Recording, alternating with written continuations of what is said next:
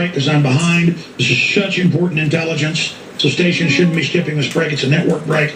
We're going to do this because it's time is important.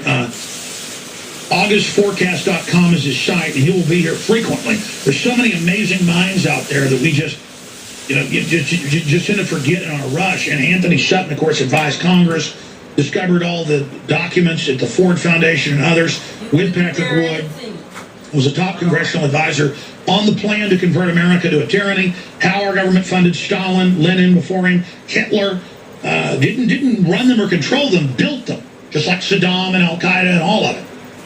And to understand this scientific tyranny, the application of dehumanization, we give you probably one of the greatest living experts. Because I went and looked into it, and I'd seen his writings, and I was like, I forgot about Patrick Wood. Why has he never been on the show? He might have been on, I might have forgot, but I don't believe he's ever been with us.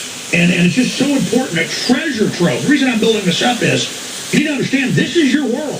This is how it really runs. These are the guys that in Congress got the documents and went to the Canadian archives and got the intel to put out the intel and to post the documents on their websites.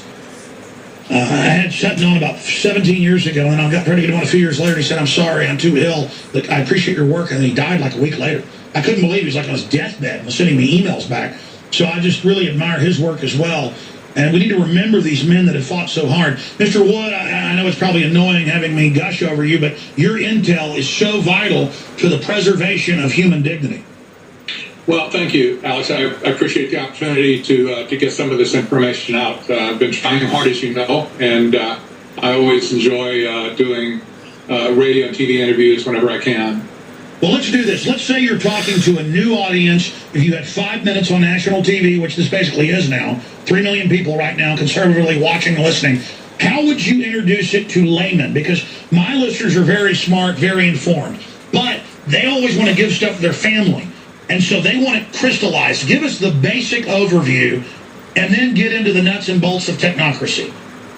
Well, it's really it's a complex and a deep topic, but basically the first idea is this. The problems we've been having in the last 35 to 40 years especially have been economic in nature rather than political. And there's a lot of emphasis in the public, like in the Tea Parties, the conservative movement, and even in liberal circles as well, that the world revolves around politics, that is arguing in Congress and fighting with the executive branch and so on. And my studies on the Trilateral Commission have pretty much pointed out, I think with great detail, that the takeover of America has been economic in nature, and that was the nature originally of the Trilateral Commission. It was formed in 1973 by David Rockefeller and Zbigniew Brzezinski. They said frequently that they were going to create a new international economic order. That they used that in every one of their early publications. We didn't really know at the time exactly what that would look like, but we had a pretty good idea from reading the policies. And they have managed over a period of now, since 1973, some 35 plus years, to create this new international economic order. And if we look around, this is what we see today, Alex. This is what's important to realize. Back then, people criticized us for being conspiracy nuts. Today, we have the force of history behind us, which after a 25-year period, of course, becomes history. We can now look back at history and see that what we said in the 1970s was exactly right. This is exactly what they've done. We know that the world system today is broken, almost beyond repair. And we have to put the finger where the finger belongs, and it belongs with this very small elite group of internationalists that were represented by the members of the Trilateral Commission back in 1973, and ever since, I might add. And they have influenced our government, the executive branch of our government especially. They have influenced our government to an extreme that has literally excluded the American people altogether. We have no control over Congress anymore, it appears. And the executive branch is just going to do what it wants to do. So there's been a fundamental change in the political system in our country, for sure. But the political system was really just useful idiots for this elite group of economy changers, if you will. They had to use the political system to get what they wanted to do economically over these last years. And so we see things like the North American Free Trade Agreement, NAFTA, CAFTA. We see the Trans-Pacific Partnership being negotiated right now that is hopefully not going to get put through on fast track, but the administration is trying to get fast track authority established again. So this hegemony has continued from 1973 to today, hasn't let up. Nobody has identified these people behind the scenes. Nobody has, even politicians will not write about them or speak about them. In fact, I think the only living politician, living or dead, that I know that ever talked about the Trilateral Commission was Barry Goldwater when he wrote his memoirs with no apology back in 1979. So this group is not talked about. These people are not talked about. We've been writing about them since 1977, really. And nothing has changed. They're doing the same thing today they did back then. I don't know how else I could summarize it in a very short period of time, Alex. Well, you've done a great job. In fact, I'm going to pull up the Barry Goldwater quote with no apologies, where he describes how it's an economic takeover. We're designed to fight a Stalin, a Hitler, a Mao. We see a foreign enemy. But when it's corporate and regulatory and incremental, and it creates a global group of less than 100 corporations, in Rockefeller's own words, he's written New York Times articles bragging about it, how they want centralized control and how they divide up the world. U.S.-based companies get the toll roads in Spain. Spain gets the toll roads over here. It's where they divide up the world amongst themselves and then bring in a technocracy to be able to control the population scientifically, where it's impossible to ever get out of it or even know what you're in, and you dumb down the population. So I want to walk through what technocracy and the technotronic age is, what they're doing, because I mean, as best I understand it, it is the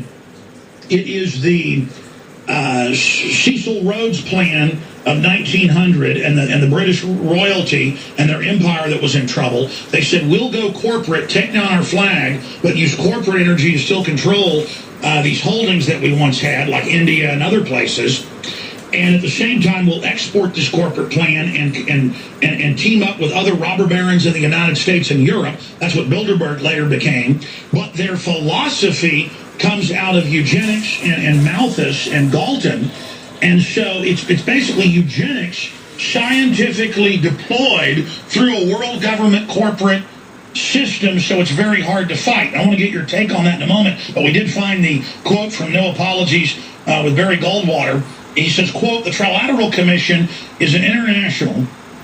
Again, the Trilateral Commission is international and is intended to be the vehicle for multinational consolidation of the commercial and banking interest by seizing control of the political government of the United States. The Trilateral Commission represents a skillful, coordinated effort to seize control and consolidate the four centers of power: political, monetary, intellectual, and ecclesiastical, the churches, from No Apologies. Now, let me break this down for folks and give you the floor.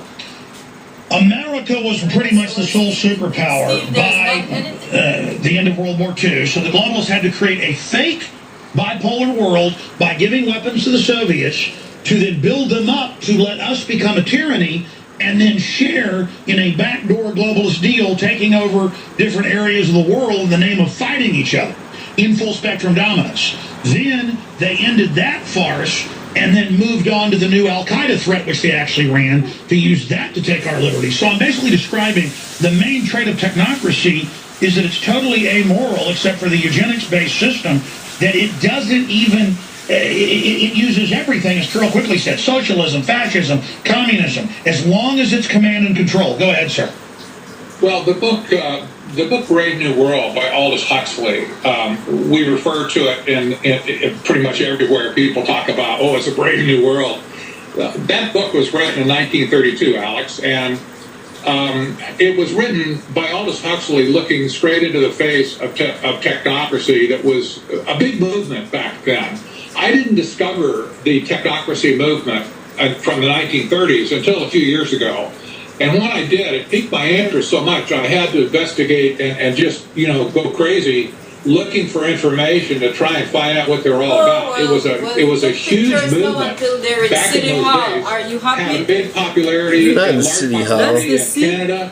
And By the way, this especially is going in the West, worldwide, pretty in well case to you use wondered. as well. But these technocrats specified very carefully what they would do if they could replace capitalism. They believed in the Great Depression that capitalism was dead. Unemployment lines were, wrapping around blocks. Soup kitchens were, full, just serving people all day long. And they believed that they could provide an economic system that would be better than capitalism. It didn't get very far. It kind of died out as a movement around 1938 to 40. But today, it's had a resurgence, if you will. Sure, it's been adopted as the globalist management program. It has now been adopted by the globalist management program. And the reason I say this is important, when we follow the money, back in the 1930s, the Rockefeller Carnegie crowd were dumping buckets of money onto the eugenics movement. This is well known and well documented. They did not dump any money on the technocracy movement back then. And so the technocracy movement kind of withered and died after a period of time. However, when Zbigniew Brzezinski resuscitated those ideas in 1970 with his book called Between Two Ages, America's Role in the Technophonic Era, that apparently caught Rockefeller's eye. That's right. Patrick Wood, stay there. We'll explain who David Rockefeller is, Zbigniew Brzezinski, and more. These two men, you can say more than anybody now, literally govern our civilization. We'll be right back. We're on the march. The empire's on the run. Alex Jones and the GCN Radio Network. In the last 50 years, iodine has been phased out of our staple foods and replaced with the halogen bromine, a practice now banned in nations around the world. Guess what else is in the halogen family? Fluoride. Ladies and gentlemen, Alex Jones here. In 1924, the federal government did the right thing and encouraged salt producers to add iodine. It's the good halogen on the periodic table, and the results are on record. Reports documented a 15-point IQ increase in areas that had previously been deficient in iodine. Bottom line, iodine is important. Unbound, clean, in a glycerin base, nascent iodine was the answer for myself and my family. You will find Survival Shield nascent iodine exclusively at InfoWarsLife.com. InfoWars Life Survival Shield nascent iodine isn't just for emergencies. I take it every day. That's InfoWarsLife.com or call toll-free 888-253-3139. A little over a year ago, I began to do a lot of research into why, even though I had a pretty good-sized meal, that I was still starving. And my research led me to a well-known fact that most of the soils that we grow our crops on here in the United States and across the industrialized world are almost completely depleted of almost all of the key minerals and trace elements that our bodies need to rebuild themselves, fight off cancer, and be healthy. I then searched out the best vitamin and mineral company out there and discovered Youngevity. The Youngevity products are designed to give you the real nutrition you need, and once you've got that, you don't have to eat as much to be satisfied. I've lost 37 pounds in 2 months, simply getting the vitamins and minerals I need. And check it out for yourself. It's incredible. Go to InfoWarsTeam.com today and order your first canister of Beyond Tangy Tangerine Complete Multivitamin Mineral Complex Dietary Supplement. That's InfoWarsTeam.com.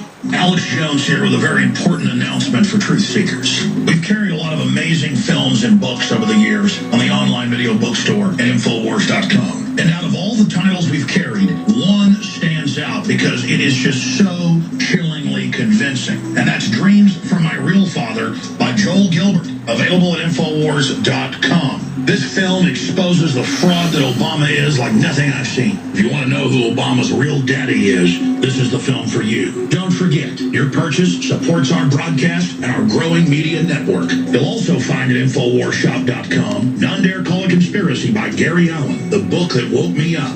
We're also carrying Behind the Green Mask, UN Agenda 21 by Rosa Corey. This book is coffin nails to the globalist takeover. The Greater Good, the most professional and up-to-date film I've ever seen, exposing the scourge that is vaccines. These titles and a lot more are all available at InfoWarsShop.com.